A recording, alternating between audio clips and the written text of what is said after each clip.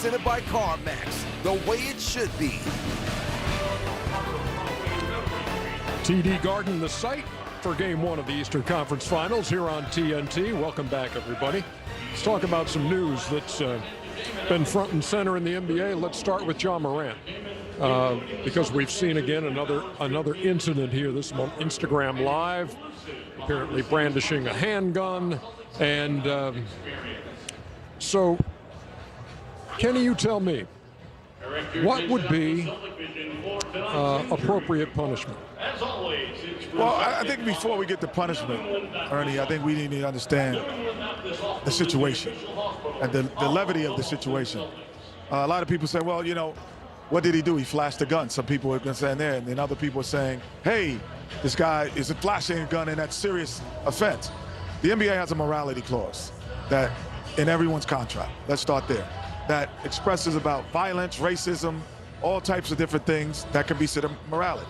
Flashing guns will be part of that. And when Adam Silver brings you in the office and says, we're going to suspend you a game, and this is part of the morality clause while you're going to do it, then you do it again, there's something wrong with you. I hear a lot also, Charles and Shaq, about, oh, he's got to get new friends. It gets to a point, it's not your friends, it's you. It isn't your friends. Or maybe you're the friend that they shouldn't be around because you have the access, the power, and the money. And Ja Morant is just at a point in his life where he has to make a decision. Am I going to hold myself accountable to a higher standard? And if he chooses to do that, he can move on because he hasn't hurt anyone to this point yet. He has only looked foolish. That's his only crime right now, is being foolish and possibly influencing NBA followers. The next step is something happens. And because he's putting himself in a world where you're saying, I'm flashing guns because I'm going to use them. And there are people out here in this world that look for target people like Ja Morant. It's okay. You want to be that? Let's see if you're really about that. Because you do have a lot of access that we don't have, and those people in those world. And that's where Ja Morant has to make that decision himself. So punishment is always going to be accountable. Whatever he gets from Adam Silver, but his inability to understand that it's him, it's not his friends. So I don't want to hear everyone talk, oh, his friends, and he needs it. It's him who's making that decision. And we've all had friends that are influenced positively and negatively.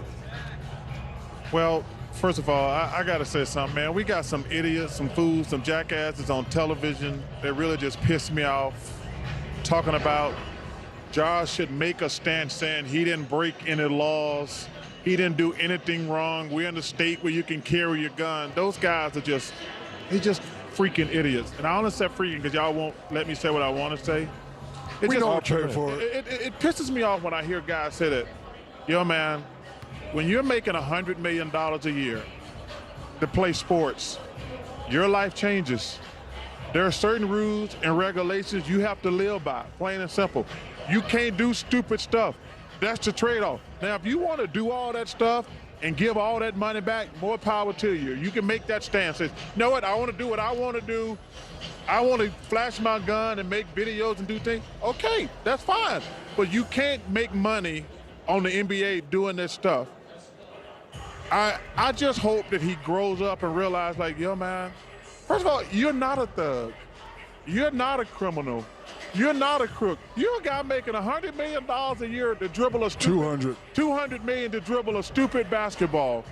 And you hit the lottery. We all hit the lottery to do something. There's people out there work 9 to 5, 8 and 9 hours a week, gonna make $25,000 a year. They would kill to be in our situation.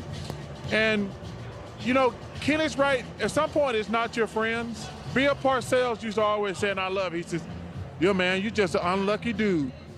Bad stuff happen around you all the time. You just an unlucky dude. No, man. You got to look in the mirror and say, yo, you know what? Maybe I'm the problem.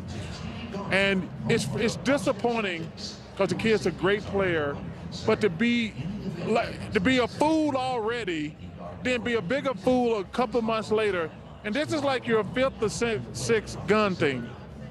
And like I say, hey, I'm a gun guy. But I don't understand why you're flashing it. My bodyguard teaching me, man, if you touch your gun, you better shoot somebody. It ain't for everybody to know you got. And he riding around with, I guess he think he with Anquan Fuqua and Steven Spielberg, you got your friends, quote friends, filming you. They're idiots too. And I'm just sad, Ernie, because it's a bad look. It's disappointing. I'll get to you in a second, Shaq. I think it's disappointing too, given the fact that after that first meeting with the commissioner and a very contrite-sounding Ja Morant after that. Look, I have to learn from this, and I have to move on. And Ernie, there's a lot of contrite people in prison right now that could give you a great story. Can I finish? And that's what's disappointing. The conduct is disappointing, and I just feel like he's tried to put a foot in two worlds.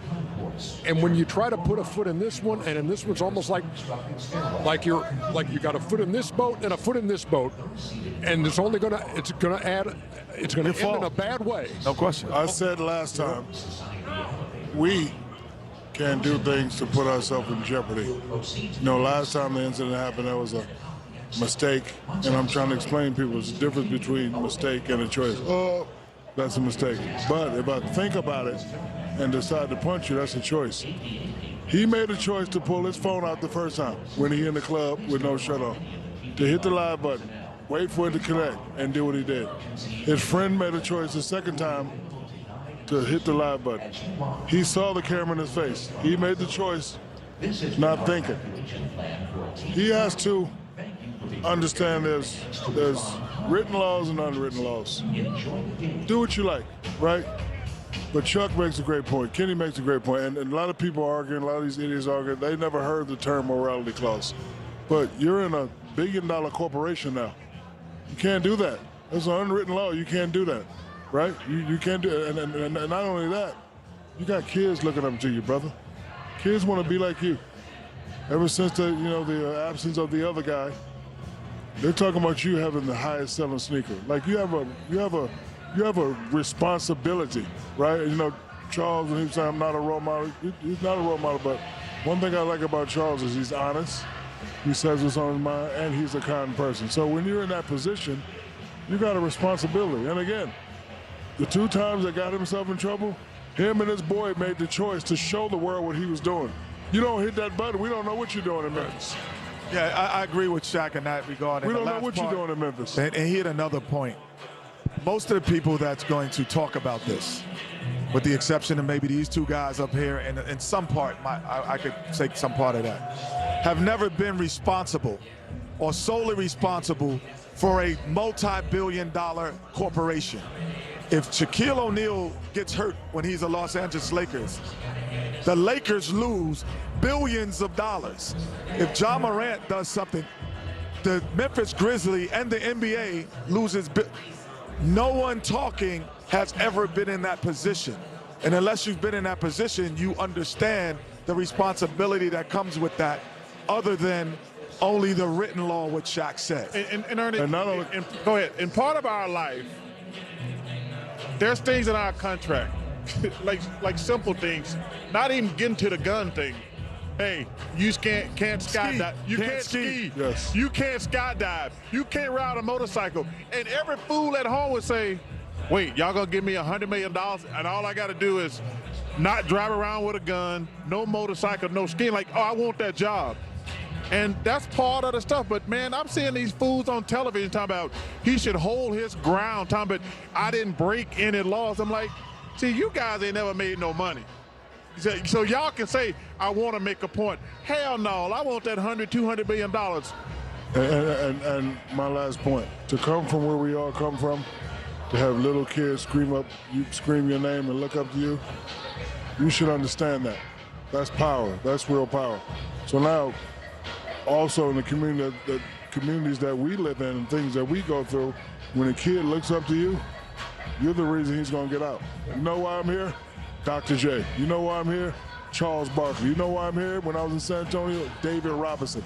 I could have done all that stuff, but because those guys right there, how they conducted themselves, how they play, it made me want to do it. So John has to realize that him and his family, you got all these kids looking up to you, just do the right thing. Great discussion, you guys. Very, very good stuff. And we'll await and stop hitting that damn live button from Commissioner Adam Silver as to what the next step is. Stay off live. In regard to... Stay off the internet, fools. Stay off the internet. When we come back, Jason Tatum and how something that went on last season in the NBA Finals has impacted this season.